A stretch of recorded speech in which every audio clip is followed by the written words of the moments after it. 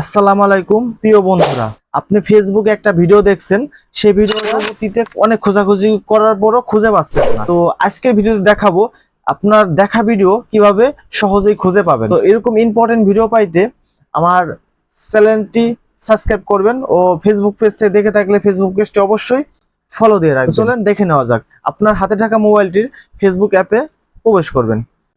প্রবেশ করার পর এখানে উপরের দিকে উপরের দিকে থ্রি ডট একটা অপশন পেয়ে যাবেন। থ্রি ডটে ক্লিক করবেন। ক্লিক করার পরে এখানে সেটিংস নামে একটা অপশন দেখতে পারবেন, এখানে ক্লিক করবেন। ক্লিক করার পরে এখানে নিচের দিকে স্ক্রল করবেন। নিচের দিকে স্ক্রল করার পরে এখানে একটা অ্যাক্টিভ লক নামে একটা অপশন পেয়ে যাবেন, এখানে ক্লিক করবেন।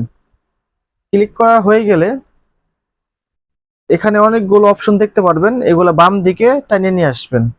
বাম দিকে যখন স্ক্রল করবেন তখন